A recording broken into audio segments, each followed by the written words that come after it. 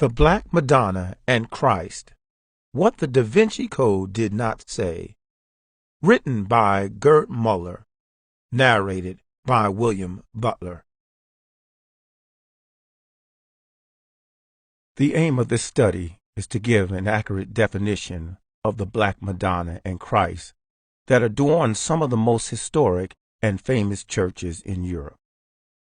In doing so, we will have to explore fully why they are black in color without avoiding any of the previously suggested possibilities.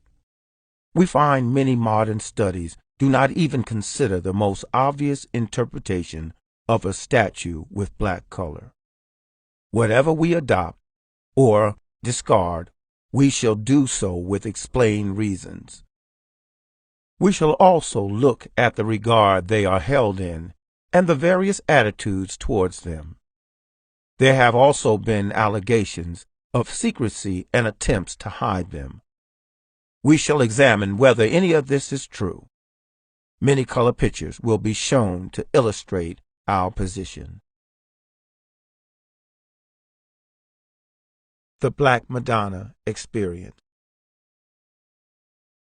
In the late 1990s, the present author, along with his wife and in-laws, traveled to see the Black Madonna of Scherwenks in the village of the same name.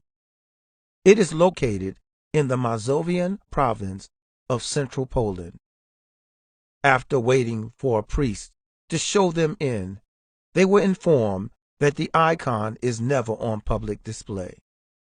In front of it are a white Madonna and Christ, which the public can walk in and see. But for the dark lady behind to be revealed, special occasion or a specific visit is required.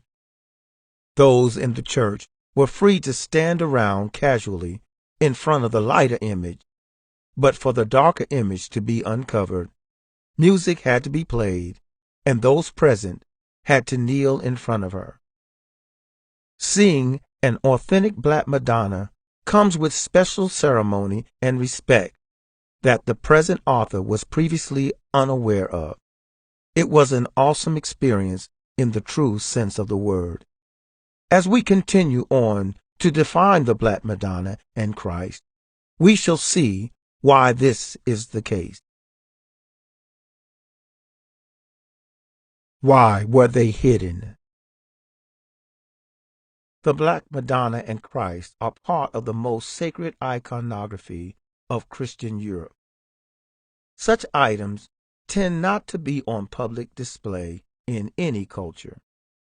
Shrines were formed around them, and worshippers came to give jewelry and other valuables. Europe has a history of armies invading from the east. Some of these eastern armies followed religions which had the desire to destroy images. Even if they had nothing against images, the wealth around the black versions might cause an army to ransack the shrines of their valuables. We should also remember that the most sacred icons are also the spirit of the nation. They are where its hope and resolve lie. Any invading conqueror would have a vested interest in stealing or destroying these treasures as a way to break the spirit of the conquered. These are the motives for keeping such icons concealed. Defining the Black Madonna. In search of defining the Black Madonna, we quote Michael P. Durisy. He is a faculty member of the University of Dayton's Pontifical International Marian Research Institute. The meaning of Black Madonna used here refers to a type of Marian statue or painting of mainly medieval origin, 12C through 15C, of dark or black features whose exact origins are not always easy to determine, and most important, of particular prominence. The latter, the prominence of the Black Madonna is mostly due to the allegedly miraculous character of the image. We shall later examine whether the concept of the Black Madonna predates the 12th century. Apart from being dark or black in color, they are also prominent due to the miracles associated with them. This explains the awe and respect given to them and the special ceremony that accompanies their uncovering. It is also another reason for them to be concealed. Ian Begg is the author of the most comprehensive book to date on the subject, The Cult of the Black Virgin. Penguin Arcana, 1996 Revised Edition. He did not have the benefit of traveling in Eastern Europe. His book was published before the collapse of the Iron Curtain. This limited his ability to define the Black Madonna. We shall see later how pivotal Eastern Europe is to the definition of this phenomenon. Why are they not well known? Begg asked a pertinent question in the introduction of his book concerning how well known the Black Madonna and Christ are. If it is true that a large portion of the ancient miraculous Madonnas of the world are black, why is such a surprising phenomenon so little known, and what are the causes of it? The Cult of the Black Virgin by Ian Begg, Pagan Arcana, 1996. In an attempt to explain why this is the case, Begg tells us of the two groups of professionals who should be taking a keen interest: art historians and theologians. Begg briefly informs us that art historians tend not to be interested. He then gives a detailed analysis of the attitude of theologians in a passage that recalls the basis for the Da Vinci Code. Theologians evince, if anything, even less enthusiasm for the subject than art historians.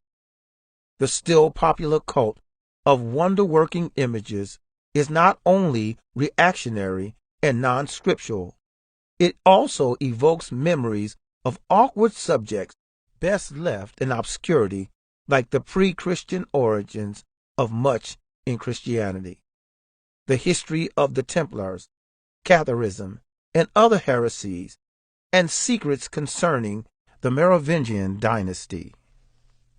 So blackness in statues of the Virgin tends to be ignored and, where admitted, is attributed to the effects of candle smoke, burial, immersion, or fashion's passing whim.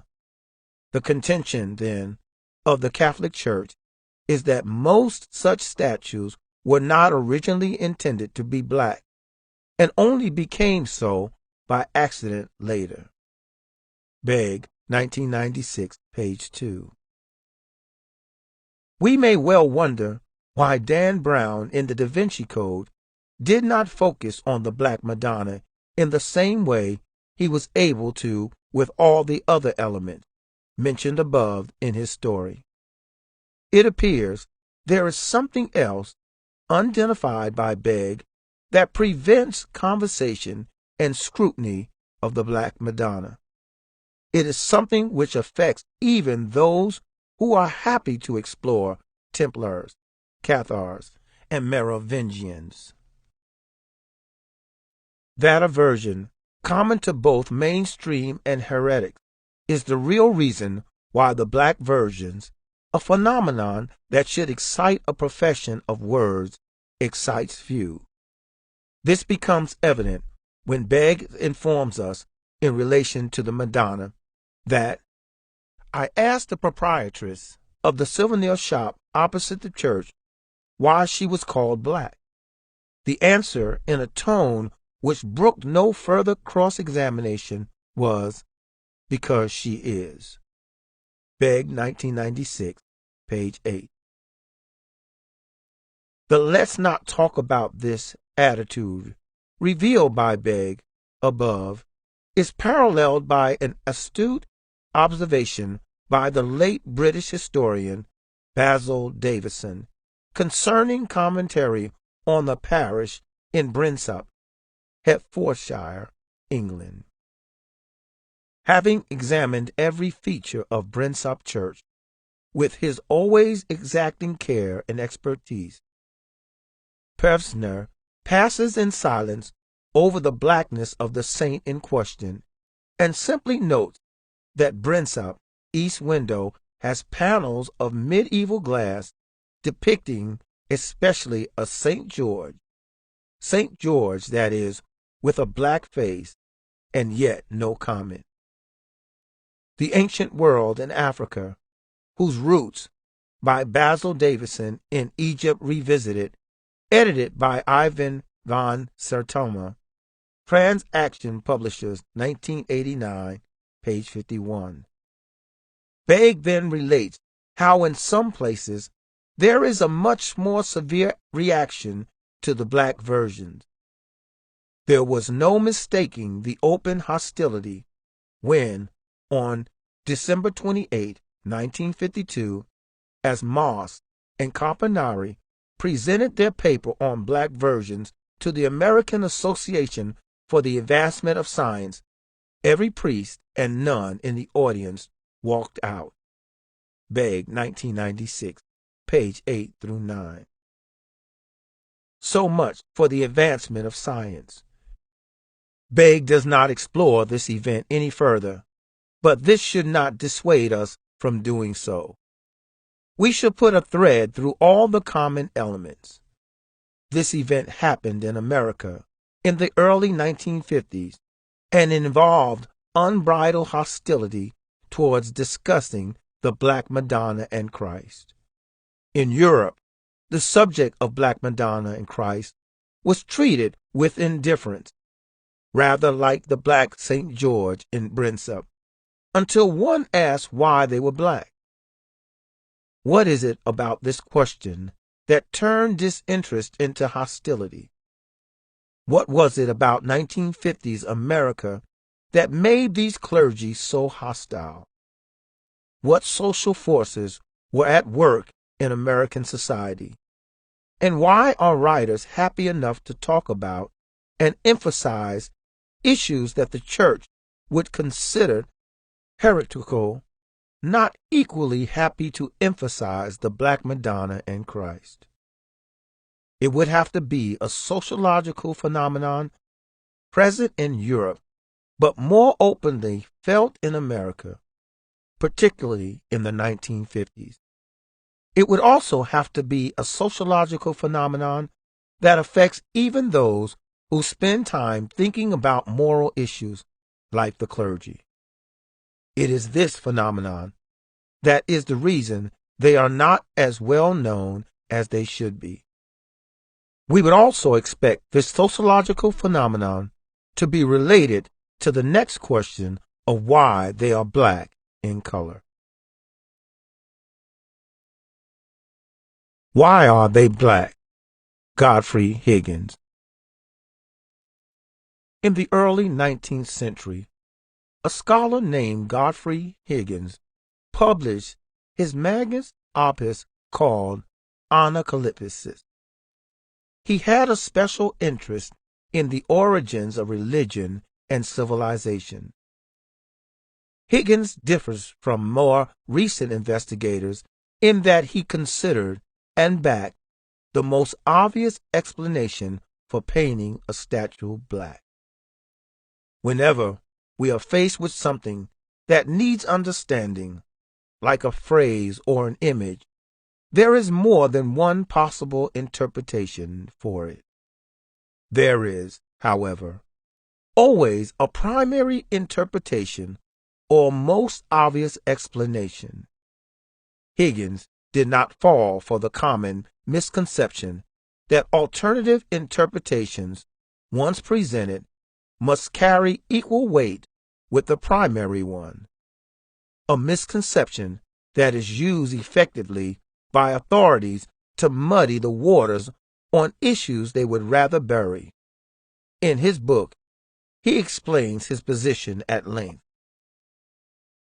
I shall, in the course of this work, produce a number of extraordinary facts which will be quite sufficient to prove that a black race in very early times had more influence over the affairs of the world than has been lately suspected.